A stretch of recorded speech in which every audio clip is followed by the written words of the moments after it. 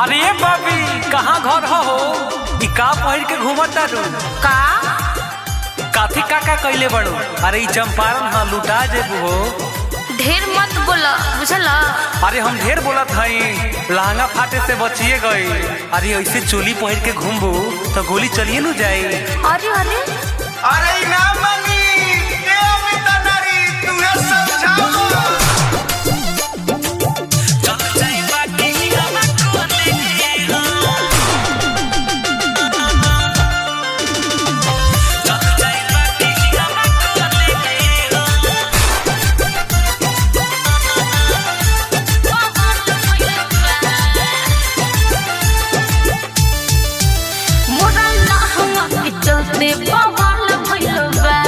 लखनऊ लहंगा का दे हां बे आसुरे मोरा लहंगा के चलते बवाल भइल बा। रीत से के पूरा हाल भइल बा। सारा जिला लगावे हमर बोली हो, हमर बोली हो। हाँ तो सुन ले। चंपारण हवे घूमना बुचिया, चंपारण हवे घूमना बुचिया। ऐसे पहिर के तू चले हो, लहंगा फाटे से बचल बा एक बेरे, चल जाई बाकी हम कोले हो। ढेर मत बोला बुझला। चल जाई बाकी हम कोले हो। चल जाई बाकी हम कोले हो।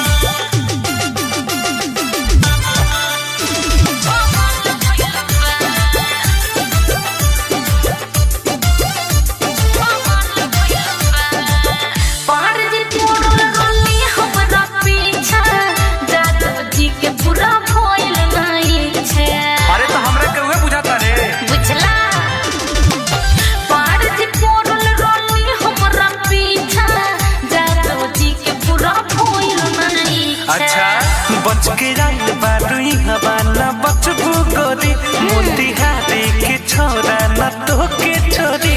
देखी सब पर ईमान जला डोली हो, हो डोली हो। अरे बस कर। चंपारण हवे घूमना बुचिया, अरे चुप। चंपारण हवे घूमना बुचिया। ऐसे पहिर के तू चले ना हो, मन बते। लहंगा फाटे से बचल बा एक बेरे, चल जाई बाकी हम कोले हो। साथ थे खड़े बड़ी काजा। चल जाई बाकी हम कोले हो।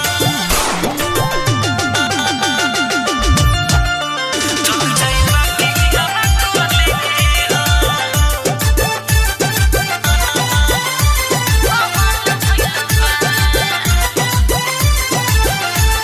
सुनो ना, का?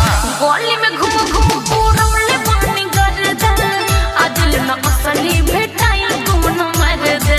अरे तेरी देश गोस्वामी से पाला नहीं के पड़ता रहा। ए गली में घूम घूम पूरौले पानी गर्दा, अदिल न असली भेटाई तुम न मरदा।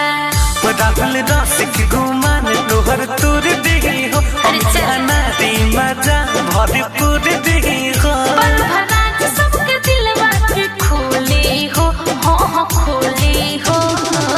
हाँ तो सुनो। चंपारण हवे घूमना बुचिया, चंपारण हवे घूमना बुचिया।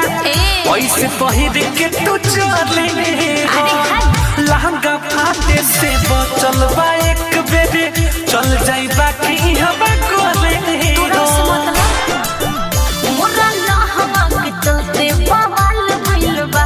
रीत से के पूरा हाल भइल बा। सारा जिला लगावे हमर बोली हो, हमर बोली हो। चंपारण हवे घूमना बुचिया, चंपारण हवे घूमना बुचिया। ऐसे पहिर के तू चले